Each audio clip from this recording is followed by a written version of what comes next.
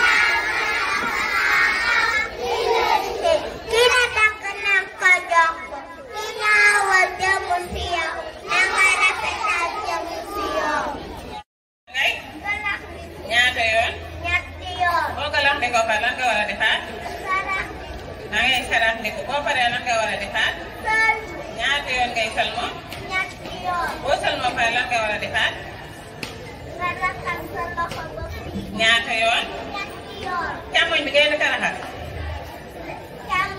moom ngay njëkk a raxas ban loxo nga njëkk a raxas ñaata yoon ban loxo nga ciy teg ñaata yoon boo paree lan nga war a def dangay dem rek nooy def dangay dem boo paree lan nga war a def nga jege bi 2 minutes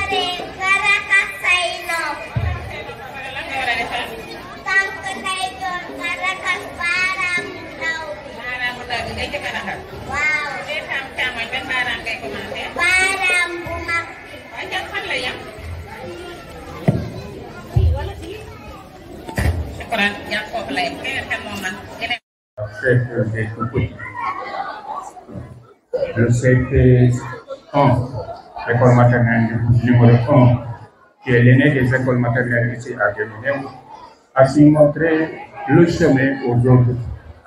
Ce qui fait que nous pouvons nous réjouir d'avoir des tout-petits merveilleux. Nous félicitons la directrice parce que nous avons vu les améliorations qu'elle apporte toujours à cette école. Nous félicitons le corps enseignant. Monsieur le délégué de quartier, excusez-moi de vous avoir nommé. Nous félicitons tout le personnel de la case de tout. Madame la maire vous donne l'assurance que vous l'aurez toujours à vos côtés pour vous soutenir et vous accompagner vers le succès. Je vous remercie.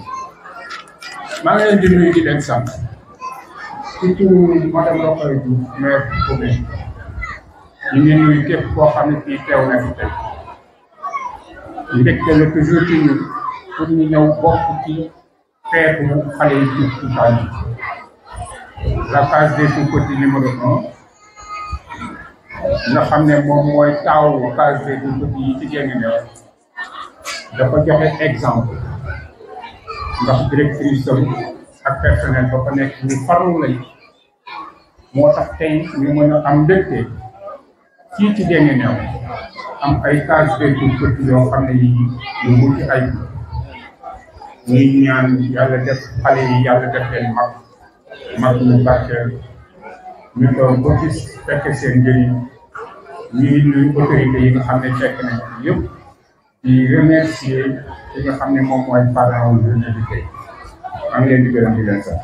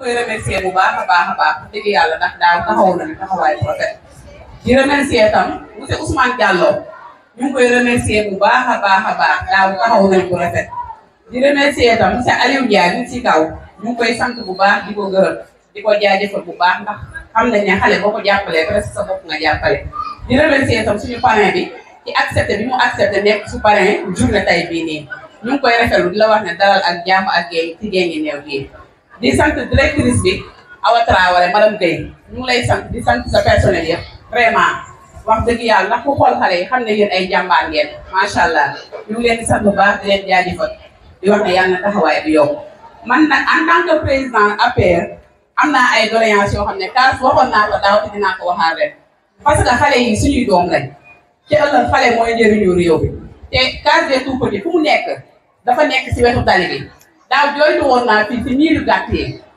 ñu jàppale ñu ci case bi dafa am ay structures yoo xam ne dafa yàqu dañ ko war a defaraat président Modou Dieng yaa ngi may dégg loolu dañuy bëgg nga def sa participation ndax boo jógee Mbos ñëw fekk si fii ne dañ ñoo appuyer bëgg nañ nga appuyer ñu si côté bu nekk nag côté finance côté fépp bëgg nañ nga jàppale ñu si ñu ngi lay roon si bu baax a baax di sant tam parents d'élèves yi ndax xale muy jàng yéen a ko war a mën a gën a jàppale gën koo war a mën a taxaw di sant tam ñi nga xam ne ñoo fa nekk comme ay stagiaires ñëpp ñu leen di sant di leen gërëm di wax ne nag suñu problème mooy soxla nañ case bi daa waxoon nañ ko représentant madame la maire muy tonton Aziz Diop dinañ leen ko waxaat miiru case des tout-petits dafa gàtt te ay xale ñoo fay jàngee te dafa jege tali bi suñu sañoon mu gën a kawe tuuti si kaw ñu yokkaatal ni ko dinañu remercier tam Tafa Ndiaye bu campement ex honorable député ndax da appuyé nañu ci somb am maanaa loo xam ne dafa seen ci classe yu baax a baax dinañu remercier tamit Aliou Ndiaye ndax da nekkoon nañ ko président d'honneur bu daaw ñëwul mais après ñëw ne indi enveloppe bu takku ñëw jàppale ñu ngi leen di jaajëfal di leen dalal ak jàmm di wax ne dal leen ak jàmm ngeen ngi ñëw mu ngi noonu merci beaucoup. Madame le préfet du département de Guinguinéo, Madame le maire de la commune de Guinguinéo, Monsieur le coordinateur régional de l'ANPE-CTP de Kaolack, Monsieur l'IF de Guinguinéo ou son représentant, notre point focal, Inspecteur Mame Abdoulaye Diouf, Madame Yaye Arietou Diop, chargée du bureau genre et de la petite enfance, Monsieur le parrain, Monsieur le président d'honneur, chefs religieux et coutumiers, Monsieur le président de l'APE communal, Madame la présidente du CGE de la CTP1 de Guinguinéo, Madame la présidente de l'APE de la CTP1 de Guinguinéo, Mesdames, Messieurs les chefs de service, Mesdames, Messieurs les directeurs et directrices d'école, Mesdames, Messieurs, chers invités, chers enseignants et enseignantes, Mesdames, Messieurs, chers enfants. C'est avec une immense joie, une profonde gratitude et un grand sens du devoir que je prends la parole en ce jour symbolique où nous célébrons ensemble les valeurs essentielles de notre vivre ensemble. Le civisme et la citoyenneté, thème choisi cette année. Dans une époque où le respect, la solidarité et le sens de la responsabilité sont parfois mis à l'épreuve, il est de notre devoir, en tant qu'éducateurs, en tant que parents, en tant qu'acteurs de la société, de semer les graines de la citoyenneté dès le plus jeune âge. Former un bon citoyen, c'est éduquer un être responsable, respectueux des autres, de l'autorité et de l'environnement et des biens communs. C'est inculquer l'amour de la patrie, le respect des règles et le goût de vivre ensemble dans la paix, la justice et l'équité. Nos enfants ne sont pas seulement les élèves d'aujourd'hui, ils sont les citoyens de demain, les bâtisseurs de cette nation. À travers les activités que nous organisons, les leçons que nous dispensons et l'exemple que nous leur donnons chaque jour, nous préparons un avenir meilleur pour tous.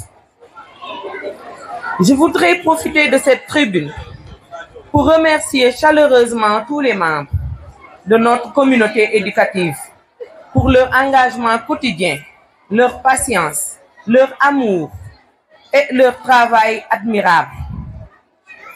Grâce à vous, cette mission d'éducation devient possible, humaine et profondément significative.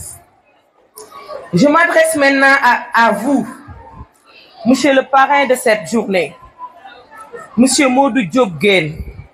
Votre présence aujourd'hui avec une très forte délégation, votre disponibilité et votre engagement témoignent de votre attachement à l'éducation et à la promotion de nos valeurs républicaines. Votre soutien est un message fort que vous adressez à ces enfants, à leurs familles et à toute notre communauté éducative. En acceptant d'être le parrain de cette journée, vous avez accepté d'être un modèle, un guide et une source d'inspiration. Pour cela, nous vous disons du fond du cœur, merci. Monsieur le Président d'honneur, Monsieur Ibrahima Bab, votre présence nous honore, tout particulièrement par votre stature, votre parcours et votre bienveillance. Vous incarnez les valeurs que nous souhaitons transmettre à nos enfants, l'humilité, le respect des institutions, l'esprit de service et la générosité. Nous vous remercions pour votre présence précieuse, pour vos mots d'encouragement et pour votre engagement silencieux, mais ô combien significatif en faveur de l'éducation préscolaire.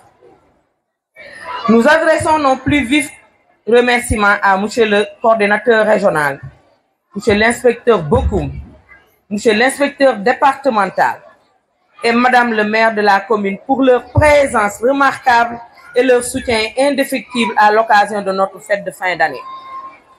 Merci, chers inspecteurs. Merci, Madame le maire. Votre participation témoigne de l'attention bienveillante que vous portez à l'éducation préscolaire et plus largement à l'avenir de nos enfants. Elle nous honore profondément et renforce notre engagement à poursuivre notre mission avec dévouement. Nous exprimons également toute gratitude au personnel enseignant de la case des tout-petits 1 de Guinguinéo, dont l'implication, la patience et le professionnalisme sont le socle même de la réussite de nos tout-petits. Chaque sourire d'enfant, chaque progrès accompli porte l'empreinte de votre passion et de votre engagement quotidien. Comme le disait Nelson Mandela, je cite, « L'éducation est l'arme la plus puissante qu'on puisse utiliser pour changer le monde. » Fin de citation. Nous remercions également l'action sociale du PASTEF qui vient de nous livrer un lot important de biscuits et de boissons pour les enfants. Le goûter des enfants est bien assuré pour cette journée. Merci à vous. Nous saluons et remercions les parents d'élèves pour leur confiance, leur collaboration et leur implication dans la vie de notre structure. Votre soutien quotidien, vos encouragements et votre présence à nos côtés donnent tout son sens à notre action. Merci à toutes et à tous d'avoir contribué à faire de cette journée une célébration de l'unité, de la joie et de l'espoir en l'avenir de nos enfants. Enfin, à vous tous ici présents, parents, partenaires, amis de l'école, merci pour votre confiance renouvelée. Merci de croire en nous, de nous soutenir et de faire de cette école un véritable lieu de vie, d'apprentissage et d'épanouissement. Ensemble, continuons à cultiver chez nos enfants le goût du devoir, de la justice, de l'écoute et de l'engagement pour le bien commun ensemble. Ensemble, formons les citoyens éclairés et responsables de demain. Vive la petite enfance, vive l'éducation, vive la citoyenneté. Je vous remercie.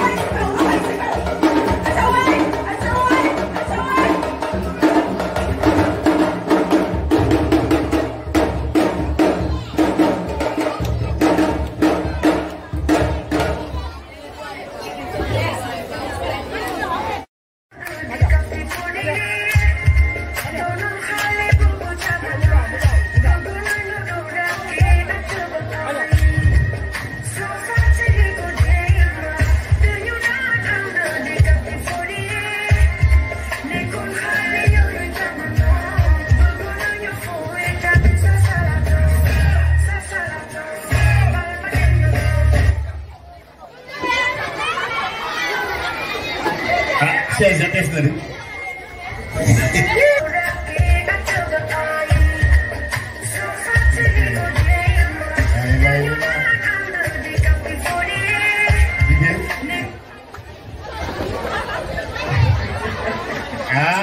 Garçon, mati, ay lay la. Mati garçon de. Mati garçon de. Mati garçon de. Aja.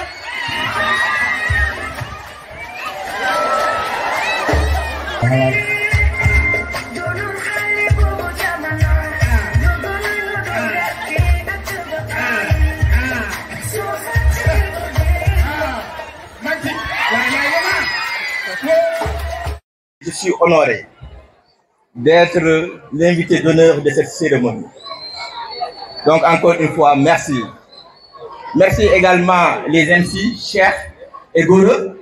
Vraiment, vous avez toujours été vraiment brillants lors de ces cérémonies. Mais cependant, Awa, autorité académique, monsieur l'inspecteur, monsieur Diouf, représentant l'académie, je voudrais me soustraire de ces discours d'usage parce que tout simplement nous fêtons l'enfant et que par conséquent la majorité des activités devraient être consacrées aux enfants. Même les discours n'avaient pas leur place en ce moment. Même le lieu, cher, même le lieu. Je voudrais que mon discours soit une réflexion, une problématique par rapport à l'organisation de ces cérémonies. Parce que tout simplement, l'enfance est le moment le plus important de la vie de l'être humain. C'est pendant notre enfance que nous avons réalisé les plus grandes prouesses de notre vie. Pour vous dire, même le choix pour abriter cette cérémonie n'est pas approprié. Parce que les rôles et les acteurs sont changés, sont intervertis. On voudrait que nous, adultes, nous soyons les spectateurs de ces enfants et non que ces enfants-là soient les spectateurs des adultes. Donc le milieu n'est pas approprié. Il fallait aller vers un terrain propice à l'enfance. C'est-à-dire dans le jeu. C'est parce que c'est dans le jeu que l'enfant puisse vraiment se manifester et manifester également en fait tout ce qu'il a appris à l'école. Parce que aujourd'hui, dans ce monde où les mutations sont profondes, dans ce monde de la globalisation, nous ne devons pas être en reste. Nos enfants doivent être très bien préparés. Et pour cela, il faut changer de paradigme. Et le changement de ce paradigme voudrait que vraiment que nos enfants soient bien préparés face à ce monde qui se change, qui s'accélère vraiment en un temps record. Donc, mesdames et messieurs, je voudrais vous faire savoir que vraiment il est difficile d'organiser une fête. Parce qu'il fait très chaud. Les enfants en souffrent. Les parents en souffrent. Parce qu'il y a une dualité entre pauvres et modestes. Entre pauvres et riches. Pour la préparation de ces enfants, même sur le plan vestimentier. Sur le plan des costumes. L'achat de ces costumes. Vraiment, ça coûte. C'est des montants faramineux que les parents sont en train de dégager pour ces fêtes-là. Donc, il faut réfléchir en ce sens que les fêtes doivent être vraiment des moments où l'enfant est au centre du début à la fin. Donc, je ne voudrais pas en fait faire un exposé là-dessus. Donc, parce qu'il fait très chaud et que l'endroit n'est pas approprié, comme je le disais tantôt dans mes propos. Je vous remercie. Voilà, c'est mon village.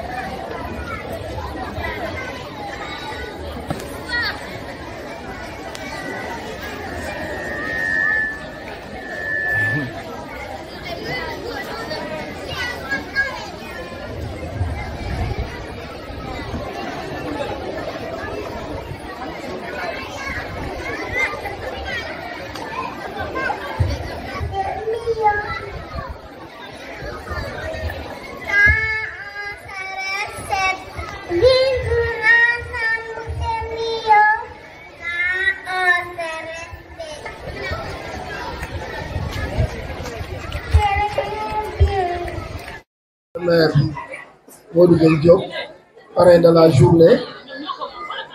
Donc, vous me permettez d'abord de saluer l'assistance. Je commencerai d'abord par M. Babacar Mbouch, chargé de mission à la présidence. Je également le coordinateur régional de la case de Tout-Petit. Plutôt le représentant du préfet, l'administration du FITEV, service public du FITEV. Le parrain de la journée, M. le maire Modou Diop, maire de Moss, la délégation de Andalien.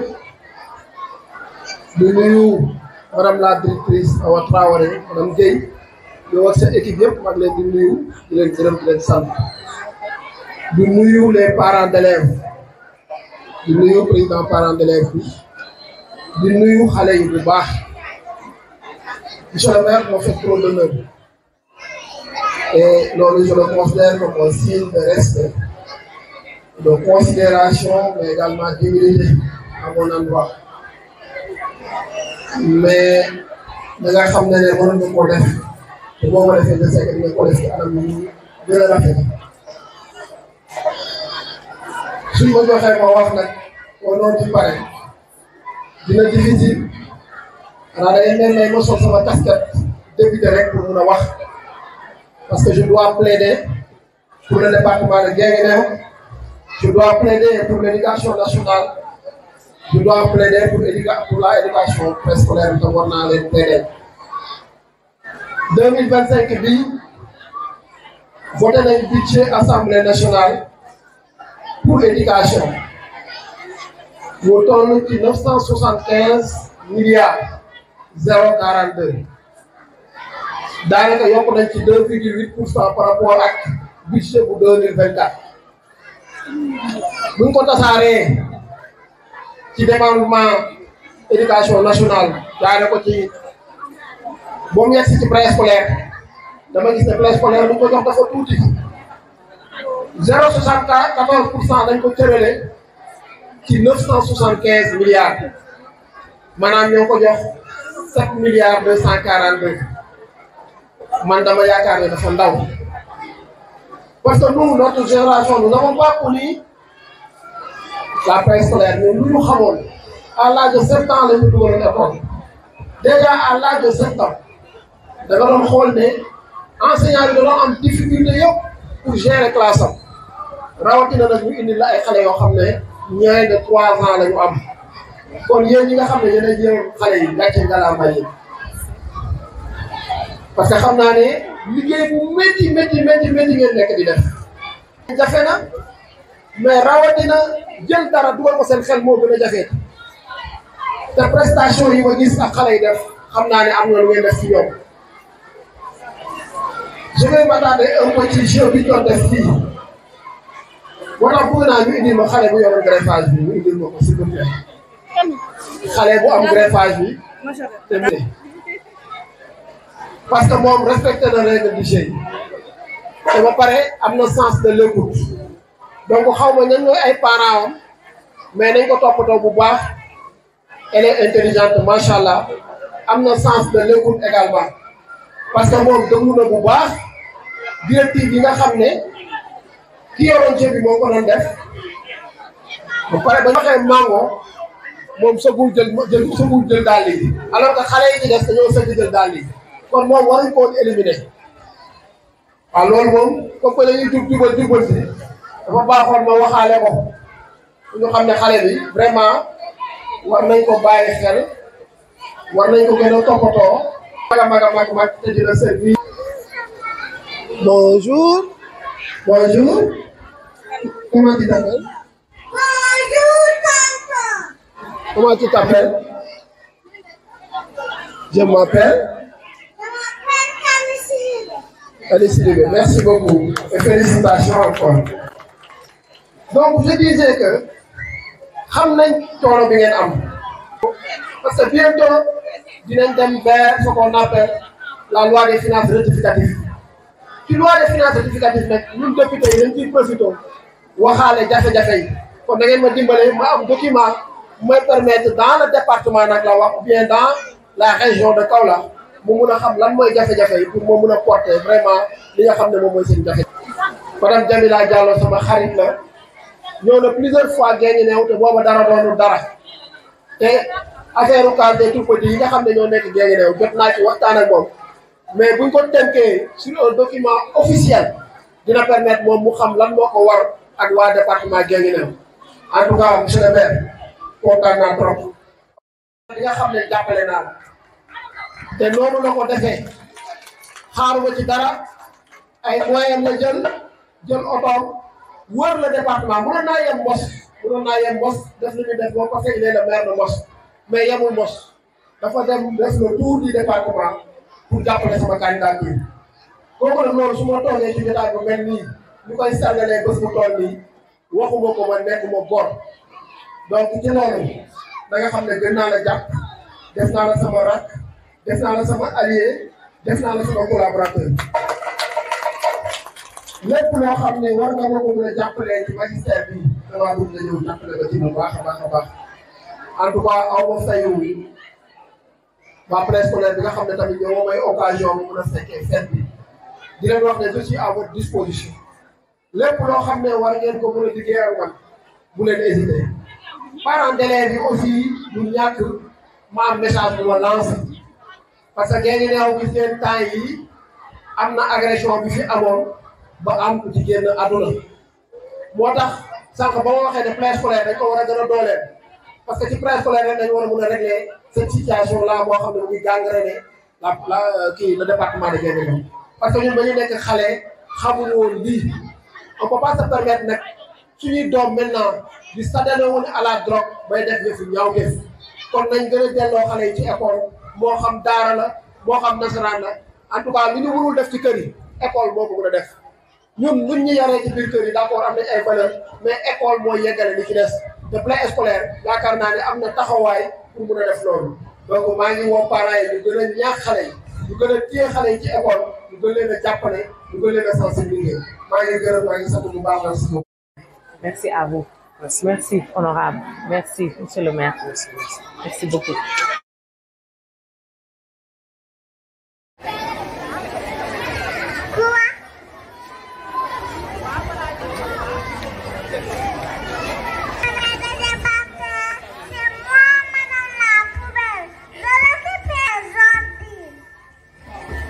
D'accord, je m'excuse, madame.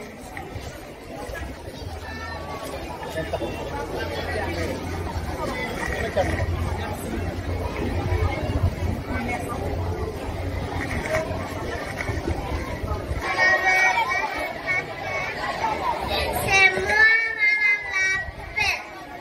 Je vais dire mal du tout. Non, c'est moi la première. Non, c'est moi.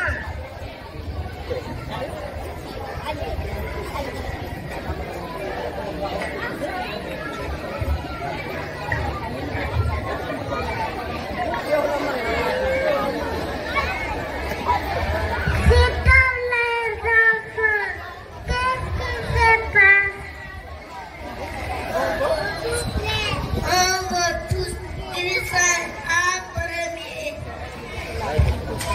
Est-il possible? Non. Non,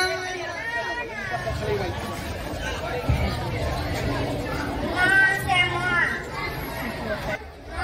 Non. Qu'est-ce qu'il faut faire? Une file d'attente.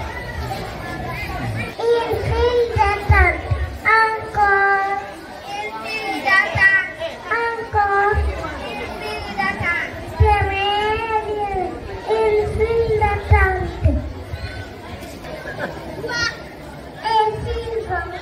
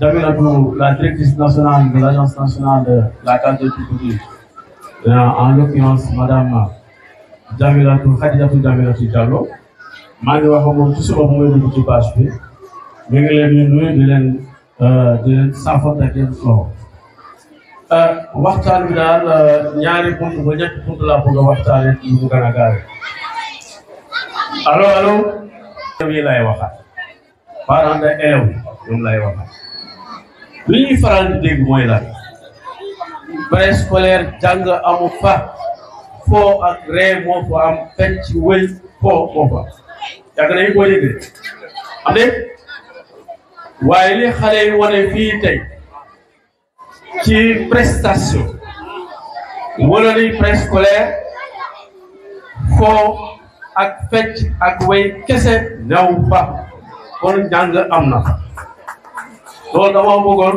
ma leeral loolu ngeen yégee ko moom jàpp naa ni foo xam ne fecc ak wëy ak ree rek fa nekk état di fa yebal ay nit di leen fay di tabax pour ñu fay nekk bu pare di yóbbu ay xale yu moo xam ne fecc ak wëy rek fa nekk état ñàkkewul fay na moom doxalewul moom mukk waaye day koo ñàkk xam rek maanaam li tax fecc ak wëy nekk préscolaire loolu ngeen war a laaj xale âge boobu mu toll mënta jàng lu dul dañoo jaar njàngale mi ci fecc ak wëy pour mu mën a jàng ndaxte moom âge bu mu toll fecc ka wëy jeu fort mooy métier nit ki nag boo ko bëggee jàngal da nga koy jaarale ci métier comme fort ak fecc ak wëy mooy métier ñuy jàngale dañ koo jaarale foofee ndax moo gën a dañ defee recrutement waaye ginnaaw recrutement ñu bàyyi xale yi ñuy jàng normal ndax ñu ñu seen ñu bëgg ci ñoom